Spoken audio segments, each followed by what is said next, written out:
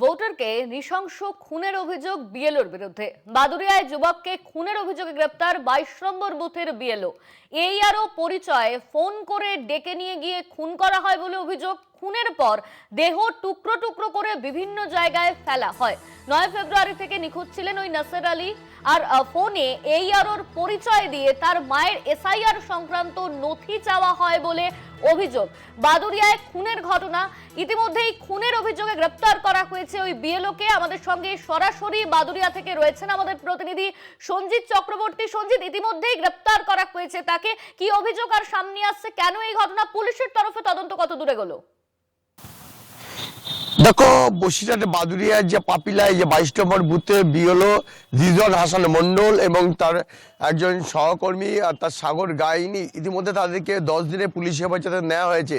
এদের বিরুদ্ধে গুরুতর অভিযোগ আনা হয়েছে যে চলতি মাসের 9 ফেব্রুয়ারি ওই বুথেরই একজন ভোটারকে ডাকা হয়, তাদের এসআইআর সংক্রান্ত শুনানির কাগজপত্র নিয়ে আধার কার্ড, প্যান কার্ড জেরক্স করে তাদেরকে আনা হয়। আনার পর থেকে তারপর থেকে তার আর খোঁজ পাওয়া যায় না। ঠিক তার 48 ঘন্টা পরে বাদুড়িয়ার একটি চাত্রা খাল থেকে পাশের থেকে একটি মোটরসাইকেল এবং একজোড়া জুতো উদ্ধার হয়। তখনই কিন্তু ওই নিখোঁজ পরিবারের তারা দাবি করেছিল যে তাদেরকে কোনো জায়গায় এটা একটা চক্রান্ত করা হয়েছে। তারপরে একের পর এক ক্ষোভ, বিক্ষোভ, অবরোধ, বিক্ষোভ শুরু করে। ঘটনাস্থলে পুলিশ যায়, পুলিশকে গিরেও বিক্ষোভ দেখাতে শুরু করে এবং তারা নিখোঁজ অর্থাৎ খুঁজে দেওয়ার দাবি করে। ইতিমধ্যে কিন্তু এই ঘটনায় যখন দুইজনকে গ্রেপ্তার করা হয়, অর্থাৎ সেই বিএলও বিশেষ করে রিজওয়ান, এই রিজওয়ান কিন্তু একই পাড়ায় বাসিন্দা। রিজওয়ানকে গ্রেপ্তার করার পরে এবং তার সহকর্মীকে নিয়ে যে পুলিশের জেরায় চাঞ্চল্যকর তথ্য আনে। এই নাসির আলীকে রীতিমতো তারা ফোন করে ডেকে অপহরণ করা হয়েছিল এবং ভাড়াটে খনি দিয়ে তাকে টুকরো টুকরো করে বিভিন্ন খাল, অর্থাৎ উত্তর 24 পরগনার হাবড়া, কেওসা থেকে শুরু করে চাতরার বিভিন্ন যে খাল আছে, সেই খালে কিন্তু নতুন প্যাকেট কিনেছে, প্যাকেট করে ঝুলিয়ে তাকে মানে দেহ লোপাট করেছিল বলে এমনটাই চাঞ্চল্যকর তথ্য হয়েছে।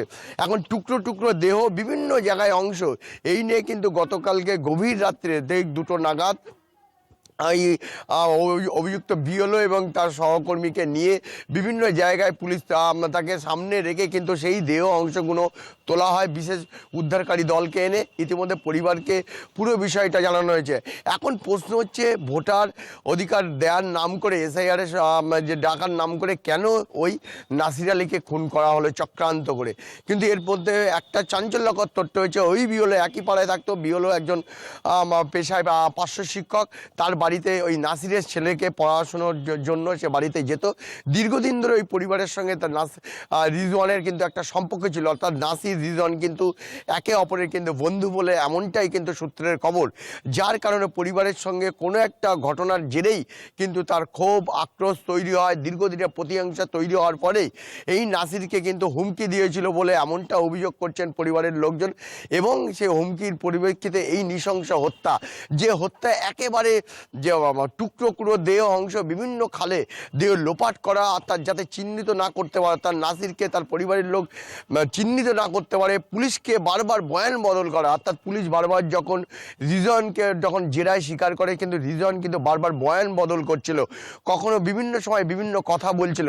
কিন্তু যখন আমরা তার বাড়িতে যাই, একাধিকবার প্রতিবেশীর সঙ্গে কথা বলি, তার পরিবারের সঙ্গে কথা বলি, তারা যেটা জানতে পেরেছে, যেটা জানা গেছে, আমাদের সূত্রে যেটা খবর এসেছে, কিন্তু পরিবারের সঙ্গে নাসির যেহেতু ওর বন্ধু রিজওয়ান কিন্তু বন্ধুর ওই ছেলেকে পড়াতে যেত, সেখানেই কিন্তু সম্পর্ক তৈরি হয়েছিল। এমনকি ওই বাড়িতে, অর্থাৎ নাসিরের বাড়ির যে বাড়ি করার জন্য সে কিছু অর্থ দিয়েছিল ধার।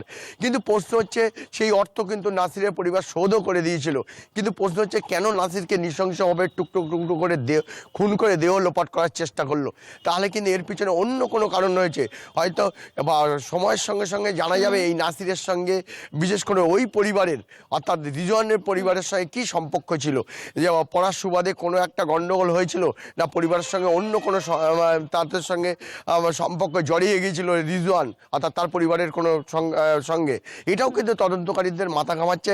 কিন্তু ধাপে ধাপে এই দুজনকে নিয়ে যখন বিভিন্ন জায়গায়, একদিকে জানে কিভাবে দেহ অংশ ফেলা হয়েছিল, আমাদের নজর থাকবে, তুমিও নজর রাখো। ধন্যবাদ তোমায়। আমাদের সঙ্গে সরাসরি বাদুড়িয়া থেকে ছিলেন আমাদের প্রতিনিধি সঞ্জিত চক্রবর্তী। ভোটারকে নৃশংস খুন বিএলওর।